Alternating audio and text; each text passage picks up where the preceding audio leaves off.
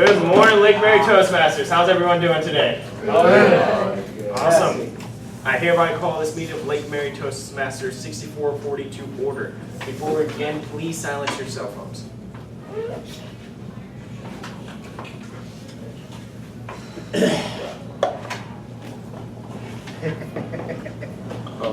Extra time to silence your cell phones. I'd like to ask everyone to please stand for the Pledge of Allegiance, followed by a moment of silence.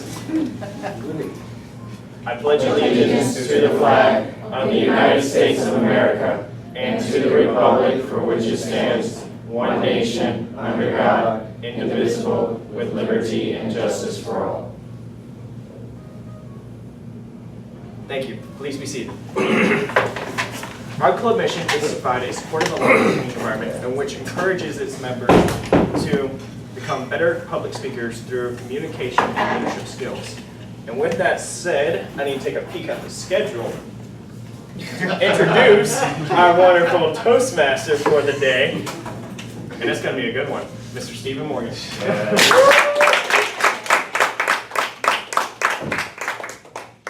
Preparing ahead. Good morning.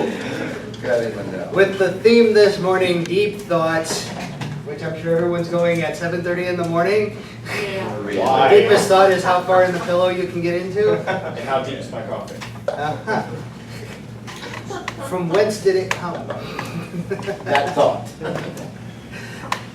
The idea for Deep Thoughts really is more along the lines of one of the main advantages we get out of Toastmasters is when people get up to speak, we're getting exposed to new ideas all the time. Some we'll agree with, some we do not. And in many ways, a reason our society has managed to survive as long as it has is because we've been able to listen to each other's thoughts, to be able to accommodate such ideas, and once in a while change our own. See if any get changed today. And the nice part about today is that everybody I had on the agenda showed up, which is great to see. I don't have to change anything. Everyone there, I assume, then is ready. We'll let our technical table set themselves up in the rest of the meeting, beginning with our grammarian, Mike. Yay. Explain to the room. As your grammarian, I followed suit with the deep thoughts, and I chose the word to ruminate. As I was looking at the moon yesterday, I was ruminating about life and the earth. Also, on top of that, I'm looking for grammatical errors and excellent word selections. I'm counting on Mac and Hadi to really nail it today. Don't let me down. I'll give you my report at the end. Thank you. And while you ruminate on that, our counter Alexandra, please explain what you'll be doing. Thank you, Mr. Toastmaster. My function today as a counter, people sometimes tend to ruminate on words and thoughts. So my function today is to listen for the use of filler words such as you know, so, okay, and other pauses and fillers. I will be noting if members perform any double clutches, which mean to say things twice, such as this means. Finally, I will also include things which might be distracting, such as lip smacks. And I will present my report at the end of the meeting. Thank you. And our timer, Tony, explain what you'll be doing for us. Good morning, fellow Toastmasters. My function is to time the speakers, evaluators, and table topic participants to ensure that they meet the timing requirements. I will demonstrate the timing lights, which will be displayed as follows. Speakers, 5 minutes is green, yellow is 6, red is 7, and 7.5 minutes is when you disqualify. Table topics will be 30 seconds green, 45 seconds yellow, 1 minute red. Evaluators, we are green minutes for 2 minutes, yellow for 2.5, and 3 minutes red. 3.5 means you'll be disqualified. At the end of each segment, I will report the timing results. Thank you. Since we don't vote for anything here, disqualification doesn't necessarily mean anything. It'd be a different story if you were at a contest such as was this past Sunday. Oh, Sam, y'all. And Sam, yes, did get did bring it. You deserve number one. Thank you. Took second at Area 45's area evaluation contest, and we also had everyone in the humorous as well Yes, doing their part. it was very good. What was that experience? A new one for actually both of you, I believe, wasn't it? It was. At that level. That was good. Different one? Was it a good one for you? Yes. Mark's I'm not gonna sure. go in. Have fun with it. Oh, right. I always encourage such. The most important speech you give in Toastmasters is the first one. The first one that puts you on the path moving forward to your own improvement. And we have as our first speech this morning, the Icebreaker of Marty Simon, his first speech. So please give a warm welcome to Marty for his Icebreaker.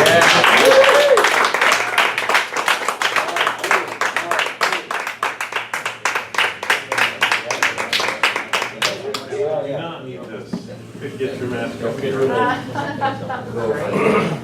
Thank you, Mr. Toastmaster, fellow members, Crystal, guests today. Thank you. I appreciate you having me here today and giving me an opportunity to speak a little bit about myself. Is there any other topic that people like to talk about more? I wanted to start with the passing of baseball legend Yogi Berra, who said, when you come to a fork in the road, take it. To segue to where I would like to take myself is to think about the moments in life where you could have been influenced, where your life could have changed, where that instant happened in your life that guided you to where you are now. So do our experiences make up the sum of our life? Maybe. Do we believe that? Do you believe that? Yes. I believe that. But I want to tell you about 7 seconds in my life that altered the course. And this was a 7-second interaction with someone that I didn't know very well. And it goes something like this. I grew up in New England, in Connecticut, and I played soccer in high school. And if you're not familiar with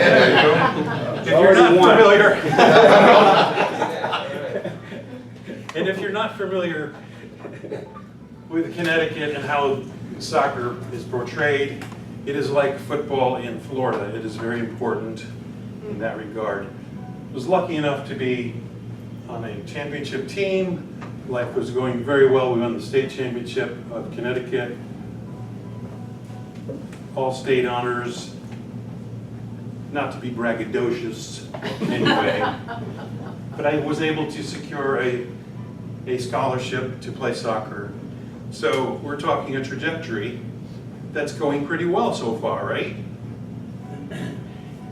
When I got to college, there was a breakthrough, a moment of clarity, if you will, where I learned the irony that you have to go to practice, but you don't have to go to class.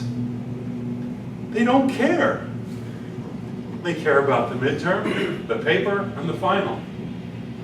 So I'm like, this is great. I did great in high school. I can do this. I give you my warning. Those of you that are in college, I think you said you're attending classes. Go to class. It's a big factor. I will cut to the chase and say that the trajectory started to dip as my performance in soccer did not go that well, as I was now one of many small fishes in a very large pond, and I wasn't going to class, which, as it turns out, I was not as smart as I thought and could not keep up. At the end of the year, as you can well imagine, scholarship was gone. If you're ever curious how a university tells you that they're not all that interested in you anymore, you will get a letter, and it reads, I'll use my hands for drama. It reads something like this: Dear Mr. Simon, based on your overall standing with the university and your grade point average, we will not be inviting you back for the fall semester. We wish you the best of luck in your future endeavors. Well, if that doesn't give you something to ruminate over, I don't know what will. But I had to think quick. What am I going to do? My mother, as you might think, was not impressed with that experience. I had a plan. Let me restart this whole mechanism. Let me go to a local junior college. I'll excel in academia. I will get back on the soccer team. It will all come back. Well, as things generally go, and I take you back to Yogi Berra, it was deja vu all over again. Don't know what happened. I didn't go to class. Went to practice. Did pretty well. Not going to class, also, besides my mother, does not impress the professors in any way. So here is the culmination of my 7 seconds of change. I had a history class with a professor named Dr. Sutherland, and I would appear maybe once a month, maybe twice a month, and one particular day, and I knew I was not doing well, and was about to go through the same experience and not be invited back. But there was one day where I did show up for I don't know what reason, and he called on me, and he said, Mr. Simon, in the post-war civilization, when Russia took, and he just stopped. And he looked at me. His whole face changed. And there was this disgust that came over his face. And he said, why am I asking you? I know you didn't do the reading. And that was the 7 seconds that changed my life. To see the disdain on that gentleman's face, the disgust at me wasting his time, and the disgust that he knew I was wasting my abilities. From there, I had 3 weeks left. I was able to right the ship, studied very hard, went to class, which surprised the heck out of him, and I was able to get a B in that class and pass my other classes. Get back into a 4-year university, graduate, and had the audacity to go on and get my master's. So that 7 seconds of disdain, disgust,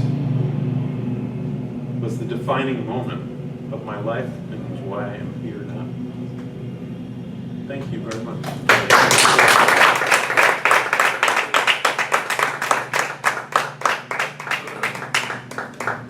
Mr. Timer, if you'll give us 1 more minute, and everyone can pick up one of the informal evaluation forms and provide your written feedback to Marty on his icebreaker.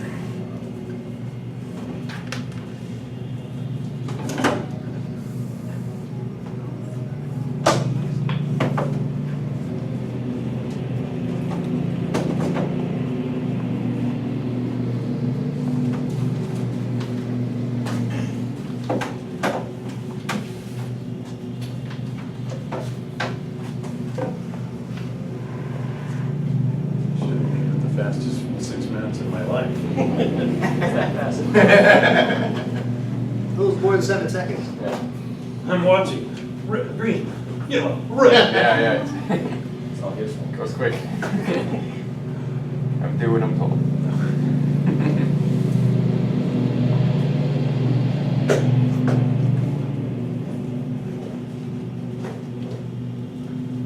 One minute.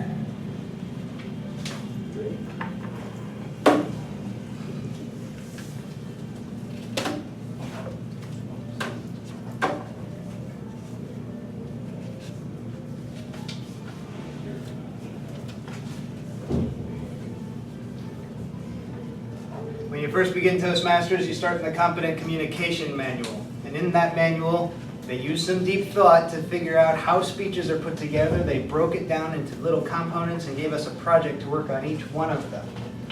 After the icebreaker, you get to go into how you're organizing your speech. Later you get into vocal variety, you get into body language, and there's also the fun one about props.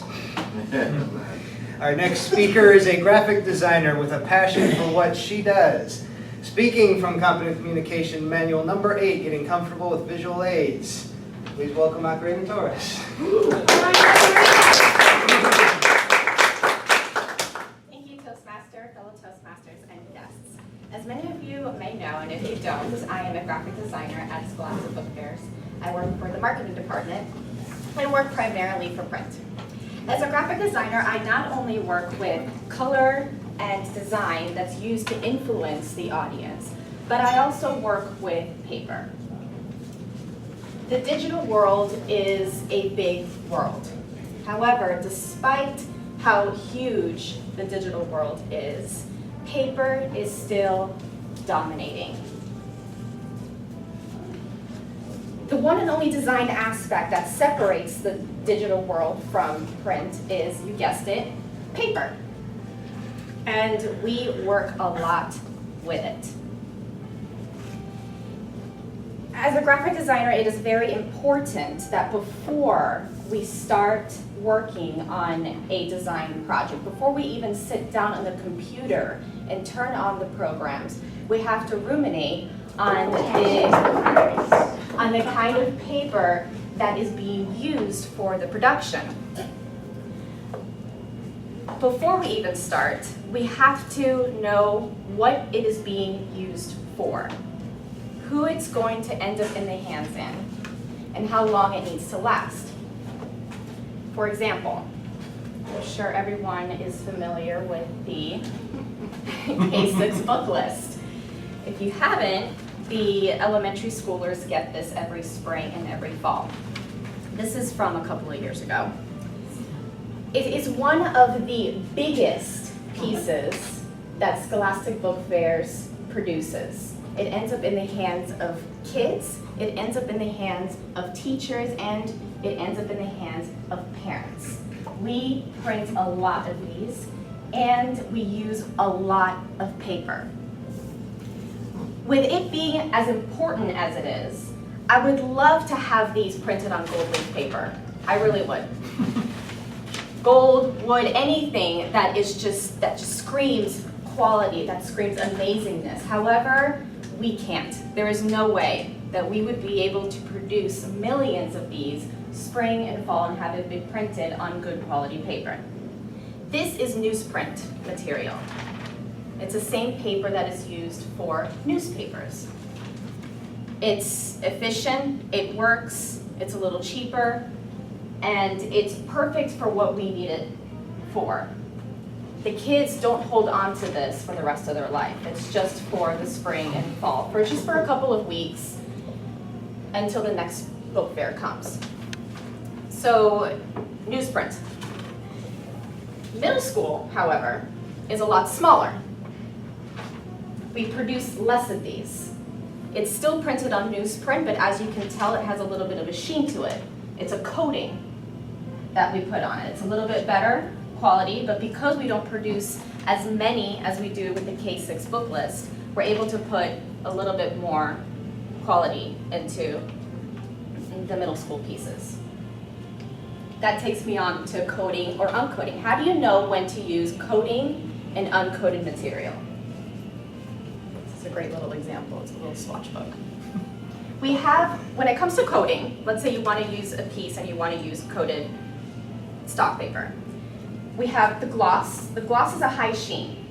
It's less bulk and less expensive. And you usually see these with magazines and photography. I'm sure you've seen it, anything that has a high gloss on it.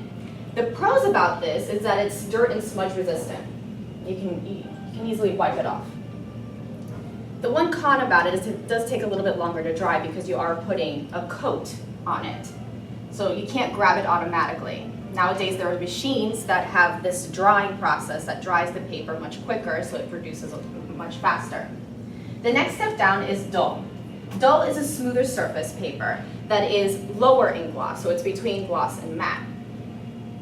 Matte, which is on the end, is a non-glossy, flat-looking paper with very little sheen. It's greater in bulk and therefore it is higher in cost. Nowadays they're printing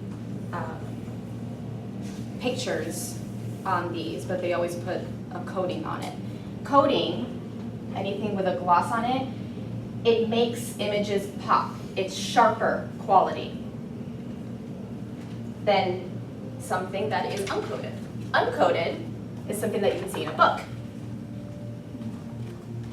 Where would you put uncoated material? Anything that has a lot of text, a lot of copy. Why? Because the light is not reflecting off of it. You don't want to read a book and constantly be doing this, right? So anything with a lot of copy, newspapers, books, have uncoated paper. So what that is the ink penetrates the paper and the paper absorbs the ink. Coated and uncoated. The next thing graphic designers need to take into consideration is the thickness of the paper. We're all very familiar with copy paper, correct? This is a 20-pound stock. This is the kind of paper that you see in printers and in copy machines. At work, we use a little bit higher quality. We use a 24-pound stock. This kind of paper, it's a little bit thicker, it's a little bit heavier, and it prints a little bit better. These kinds of papers are usually seen in laser printers. A little bit higher in weight, you start to get into the area where you see materials such as magazines and brochures being printed. If you want to print a brochure or a magazine, go with something 30 to 50 pound in weight. You'll get it'll be able to stand a little better. So anything that you want to last a little longer, go higher in weight. We also have, you can even go higher, 80 to 100 pound, and even higher than 100. It can go up to 200. This is the kind of paper that you want to print on if you have a product that lasts, that you need it to last a lot longer, such as business cards. You don't want to print a business card that is on computer paper. It's not going to last. These are being taken in and out of wallets, and it will tear apart, especially in Florida. There's a lot of humidity in Florida. That's another thing to consider. With humidity, paper wrinkles, paper will curl.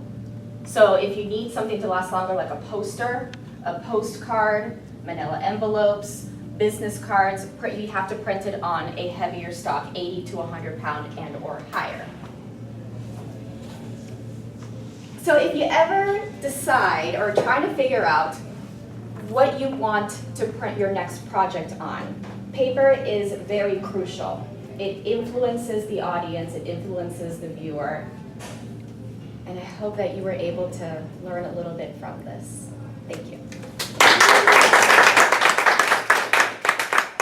to pass this around really quick. This is just a little swatch book. It comes with metallic papers, different kinds of papers that people can print on. There's pearlized, which is used for invitations, opacity, used for also invitations, cardstock, even gold metallic paper. It's interesting just to look at and see what the options are. I need it back.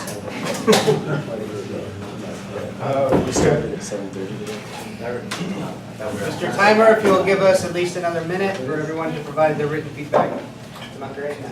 Yeah, how we doing?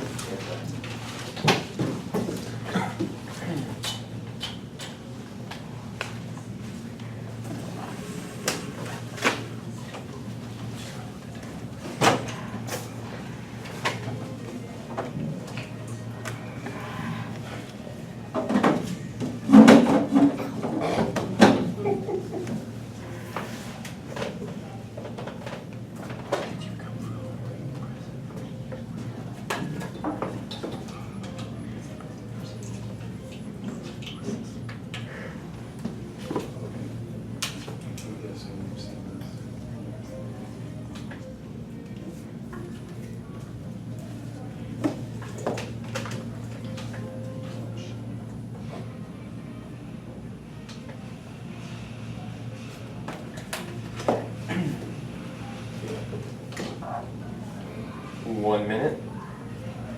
We get our stuff set up. Come on. I had to use technology rather than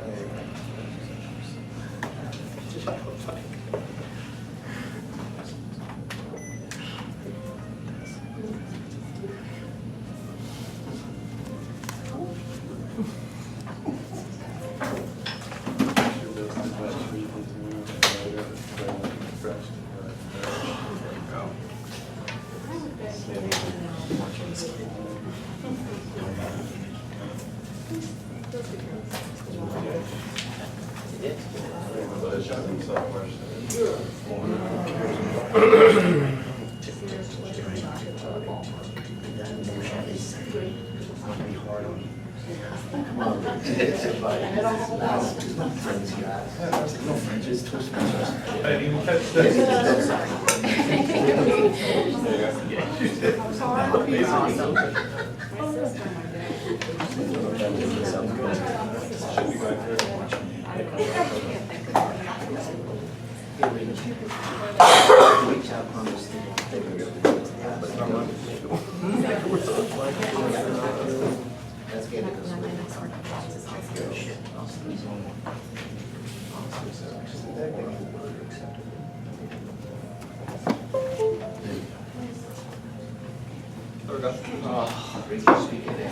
Michael Jackson, okay? Yeah, where'd you see that? Oh, that's right there. Am I gonna sing? No, I didn't consider it though. Yeah, moonwalk is ours. Oh, very good. Alright, ready? Now You tell us. I'll get to my part when you're set.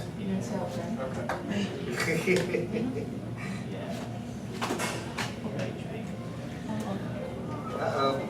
Hi. What? Yeah. Okay. Go What ahead, propaganda, Steve. what kind of propaganda is this? I told you, I called Mike last night to warn him. You set? Yeah. We don't want his Agent Orange to kick you now. That's your value. In my time in Toastmasters, which is over 17 years at this point, and many of them here at Lake Mary Toastmasters, I've seen a lot of people come in and many of them do not hang around. Although everyone will end up doing their icebreaker if they join, it is unfortunate that fewer than a quarter of them will ever finish the Competent Communication Manual. And the sad part is that every time I've seen anyone complete the Competent Communication Manual, it is so evident how far they've come from the very beginning. And it's why I consider a particular manual to be the most important one of all of those that we have. It's also why I say that the second most important speech you'll give in Toastmasters is the 10th one, the one that finishes that manual. And with this speech, Hadi will be completing his Competent Communication.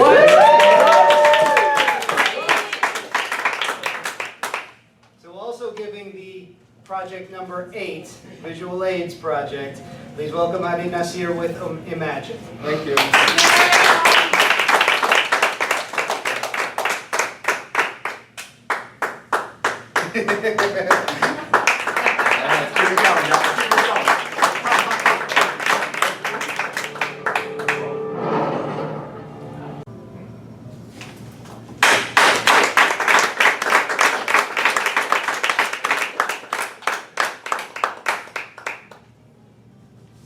Mr. Timer, 1 more minute, please. For everyone to write down their feedback to Hadi.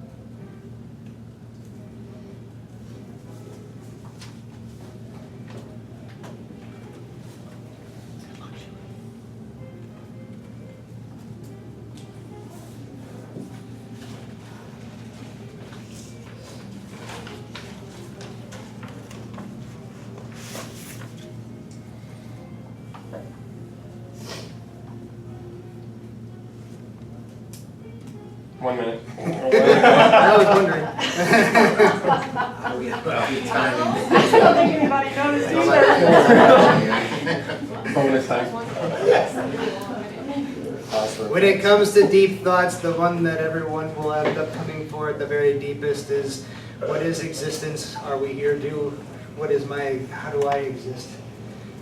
When René Descartes came up with that idea once upon a time, as he was trying to imagine what does it mean to exist, all he could eventually come up with was the simple fact that I am actually trying to think about this means I must exist, leading to his cogito ergo sum, I think therefore I am.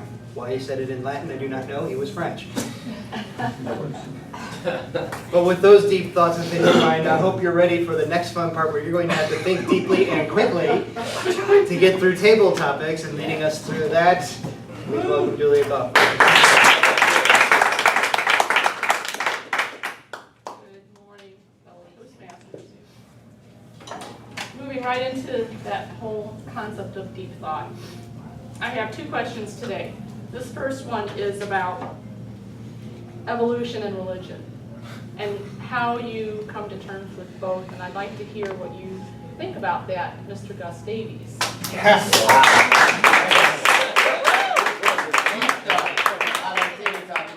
Fellow Toastmasters and guests. I think you all want to know the answer from me. What do I think about evolution and religion? That is something every one of us in this room we can remunerate about. We can chew it over every day. Here's what I think. Everybody in this room is religious. Even the people who believe in evolution, they are religious, because religion is simply a search for truth, for meaning, for life. So my thinking is there are facts in evolution. I encourage everyone to study it, but also I want people to find the ultimate truth, which I find in the scriptures of my faith and religion. And there are truths you can get from evolution, but there's absolute truth you can get from religion in the scriptures. So we do not have to throw both away. We have to be able to find how do we integrate them and what's the difference it can make in my life. Madam Tip it off. Nice. Nice.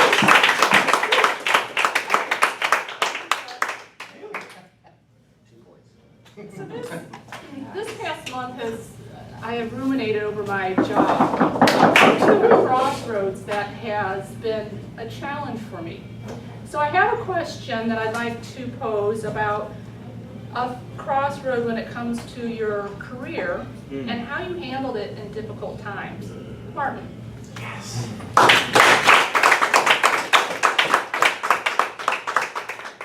That's a great question, Juila. So I was ruminating this morning, having heard my alarm clock, and then all of a sudden I had a nightmare and somebody was punching me in the face. Not only was it 6:15, but it was 5 to 7. So got here really quick, and I'm so glad I did, as always.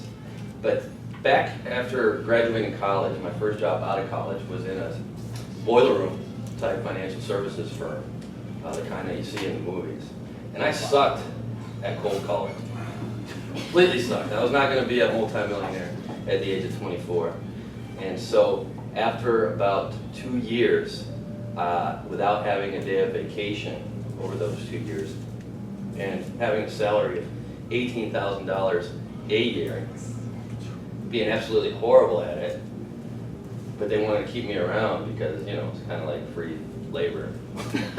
I just decided up and all quit. I went to South America for 2 months, had a great time. Don't remember too much of it, but that was my fork in the road, and life's been good ever since. Thanks.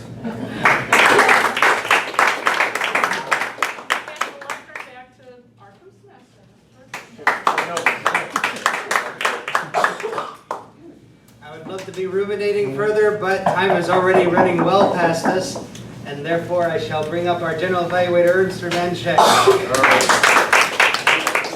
Toastmaster, good morning, fellow Toastmasters and honored guests. This is the general evaluation portion of our meeting.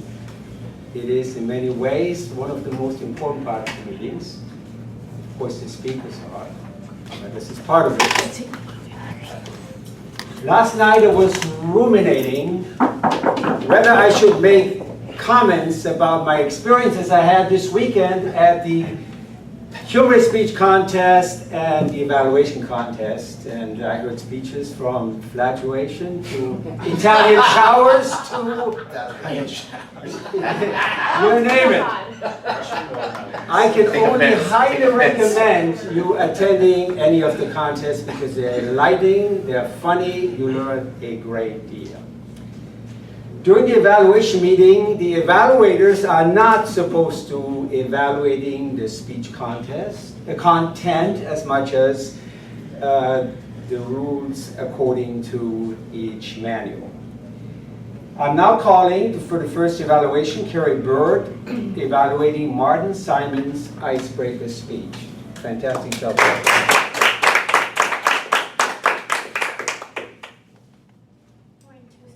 guests, and especially Marty. So you got your icebreaker over with, right? I was really impressed with your speech. I thought you did a great job. You didn't use a lectern, which is still an issue for myself, and I'm beyond my competent communication manual. I still don't do a speech without a lectern, so I think that's fabulous. You seemed very comfortable up here. Probably one of the only things I think you were very stuck in one place. Eventually, you might want to take a few steps around the room, but otherwise I think that you did really well with that. I'm just going to go through the manual here. How well did we get to know you? I think we got to know you pretty well. We know that you're from the Northeast, you played soccer, you had a scholarship, lost it, went back to school, but ended up getting your master's, so that's great, and you're here now. Absolutely, you were well prepared for your speech today. You were very clear, it was easy to hear you, to understand what you were saying. I liked your opening with the quote from Yogi Berra. And I think it's fabulous that you didn't use any notes. I still use notes for my speeches, unless I'm talking about my violin, in which case I don't really need to, but I just think it was great, and I can't wait to hear your next speech.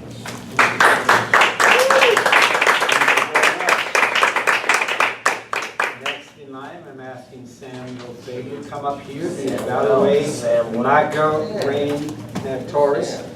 Congratulations to Sam. He won the runner-up in the evaluation contest. He did an outstanding job in evaluating. In fact, I'm getting more intimidated by the minute. That was pretty powerful. Thank you. The bar is high. Yeah, exactly. And speaking of power, the power of paper. Mr. Toastmaster, fellow Toastmasters, guests, and especially Ms. Macarena Torres. I always enjoy seeing your speeches because I'm always able to pull something away from them. Preparation is your friend. He is your best companion, and it shows every time you come up to a speech. And that's probably the main thing that I pull away from your speeches. But the purpose of this particular speech was to use visual aids. Were the visual aids clearly displayed? Were they efficient? Were they getting in the way? No. The only thing that the book said that you might need would be a computer. Who cares? You were great. There's no reason to bring in a computer when you had a full display on the table. Some things that I may recommend, though, to help with the transitions. While we were at the competition, Joe was a guy who, in the humorous speech contest, had a bunch of cards laid out, one on top of the other. When he was done with the display, he simply discarded it. Perhaps if Joe was something that you could use to put them in order of what you're going to be using instead of having to walk around the table and select them. This way you can help maintain more eye contact with the audience. That would be the only recommendation for that one, as far as the visual aids go.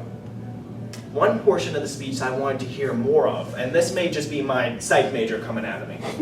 You gave such an amazing description on the how paper was more powerful than the internet. I wanted to hear about the why. What was it that makes feeling something tangible in our hand so much more powerful than reading a screen on the internet? Overall, though, you're nailing it. Yes. You're taking out all the speeches one by one, row after row, and It is an absolute pleasure to evaluate you each and every time that I do. Thank you.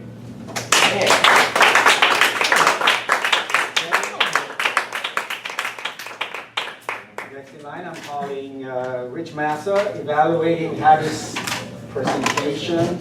It was beyond outstanding, very. Who's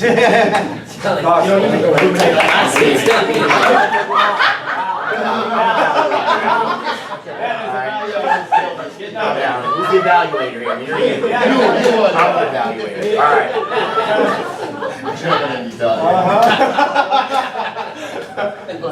Toastmasters and guests, especially Hadi, I want you to imagine it's the bottom of the ninth.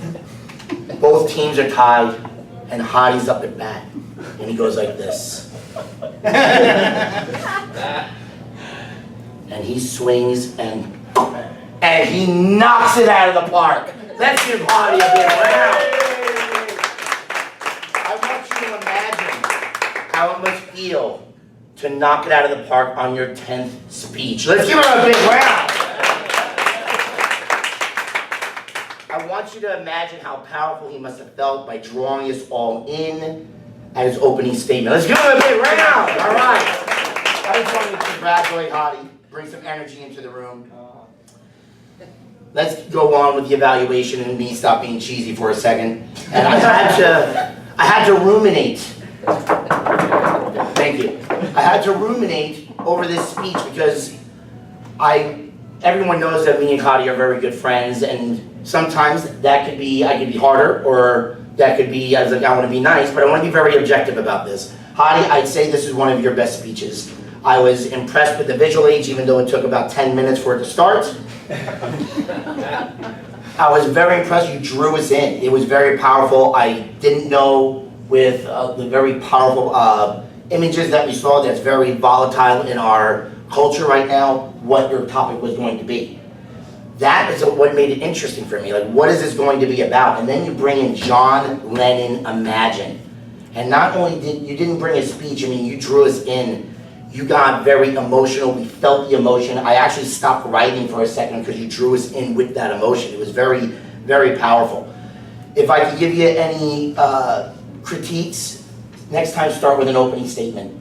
Because I didn't know what the speech was going to be about. I thought this was going to be all great. Well, you're trying to recruit me for something. I mean, being from Egypt, and then I see, I don't know. I don't like, what is this going to be about? I don't know, Mike's going to jump through the screen? I don't know what's going to go on here. So next time, that would be like, what is the purpose of this speech? You started very, like I said, you started very powerfully. You drew us in with emotion. And you almost actually made me cry. I'm at times I'm very emotional, and I actually started fighting the tears back as you were getting emotional. The only critique I can give is you started getting in your head and you didn't keep with that emotion.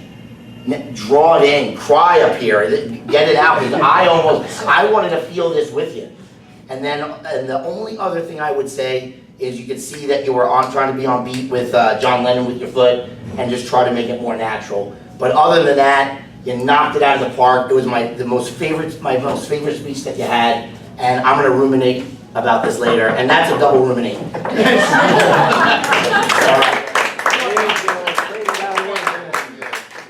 Italians getting emotional. Germans don't know anything about that. In fact, when they lost in the soccer World Cup against Germany, they were so If I cared about soccer, then I would have feelings. You're an American now, buddy. Okay, as for the general evaluation of the meeting, Sergeant of Arms Sam Bailey started the meeting on time. Everything was set up. He had a smile on his face. He started a Pledge of Allegiance. Everybody was part of it. And we had 1 minute of silence. The room was set up. Temperature was perfect. Everything was done great. Our Toastmaster extraordinary, forgot something. Next is the technical table. I was pondering what I was doing wrong up here. Ruminate next time. I asked our timer, Tony, to please give his presentation. Thank you, Ernst. Again, as a reminder, we had for speeches 5 to 7 minutes. For Marty, we had 7:31, Macarena 7:46, and Hadi 5:35. Table topics was 30 seconds to 1 minute. Gus was 55 seconds. Martin was 111. And then for the evaluators, it was 2 to 3. Kerri was 129, Samuel was 205, and Rich was 309. Thank you, everyone. Next in line, I'm asking our counter, Alexandra, to please give her a report. Thank you, Mr. General Evaluator. That was me. Sam, you have one sow, one bot. Marty, you have 2 sows. Macarena, 2 sows, 2 tongue click. Ernst, 1 Kerri, 1 1 sow, 2 bot. Rich is the winner. 1 like, 1 sow, 1 bot, 1 tongue click, and I want to say that you won the very. The very was, I lost count. I'm just trying to overachieve here. I count 8 and then I don't forget counting anymore. Gus, 1 sow. Martin, 1 1 like, 1 sow, 2 bot, 2 ends, 1 tongue click. No, you're the winner. That's less than 40, right? Yeah. And Tony, 1 on. What is the penalty? I forgot. 25 cents, 5 cents, 10 cents. 5 cents for the Except actions and 25 cents Except for the icebreaker. Except for Marty. Except for Marty. So whatever it is, pay earned, and that's my report. Thank you. Next, I'm asking our grammarian, Mike Hughes, to come up, who came up with a great illuminating words. So we have everyone did really well. So except for 3 people. Kerri, Sam, and Tony. What happened? What happened? We couldn't ruminate on it. All right, a couple things I liked. Gus, religion is a search for truth. I like the way that sounded. And Marty, I sucked at cold calling. Marty, braggadocious? Braggadocious? I was like, okay. And then small fish in a large pond. Amazingness by Mac. I like that word. Amazingness. Sam, you got a great in there. I was like, okay, all right. And then Rich, I'm going to start being cheesy. I'm like, thank you, finally. That's my report. And I want to say thank you to our Toastmaster extraordinaire, Steve Morgan. He did a great job in moving things along. He had a fantastic theme, deep thought. Everybody just tied into this as well. Now, part of our meeting where I asked Julia Kaufman, our president, to come up here and give her a presentation.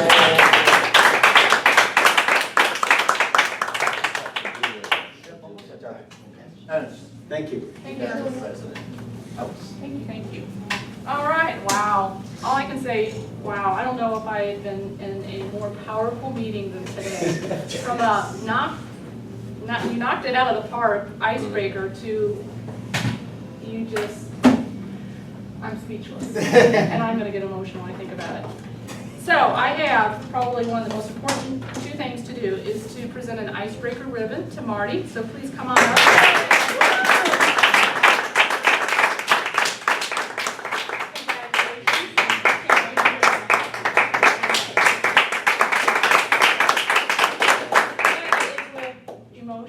Pleasure to give the Competent Communicator Pin.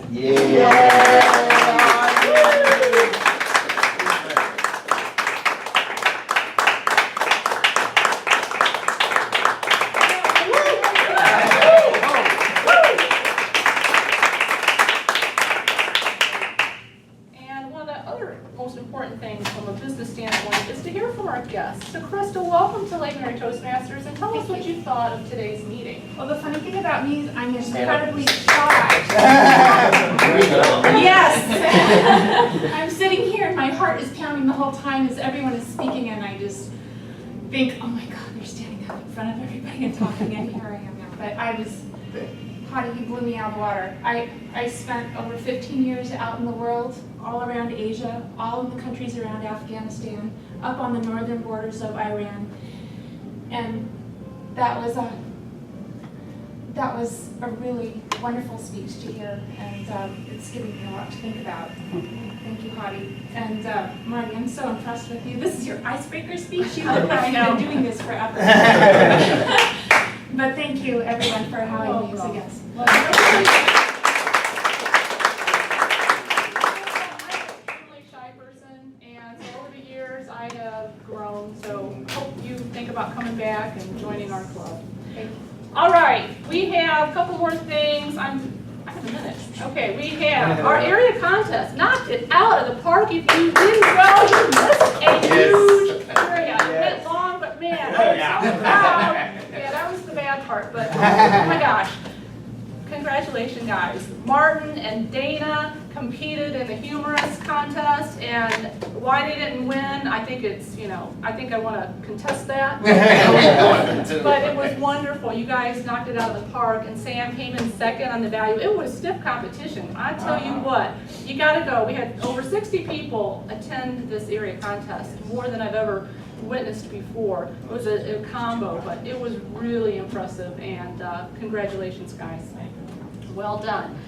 We have a special meeting coming up. It is the sales topic meeting on the 20th. So please start thinking about what your sales pitch is going to be and what you're going to sell, whether it's a used item, a new item, a service. And we're going to raise some money. It'll be a lot of fun. We're going to have bidding cards that you can bid on these prizes based on these wonderful sales pitch. I just have to say, Rich already told us that he's going to win, because that's all I know. So game on, brother, game on. Whatever. All right. Might as well just give me that prize, right? And I don't know if there's any dues left to be paid, but if there are, see Ernst, and we have a 50-50 drawing, so let's go ahead and draw there. Who's got the biggest draw? Anybody want some more tickets? We have some more tickets left for sale. Just All right. Well, some take more the time. tickets left for How sale. much money do we have? We have $6, so $3 to win. Okay, One, big two, whopping three. $3. All Well, right. no, it's $5. Yeah. I didn't pay, yep. Pick a good one, pick a good one. Who we got? All right, number 2301160. It's, Is it Ernst again? it's what is it? What's the number? The last three numbers, 160. I'm sorry, I won.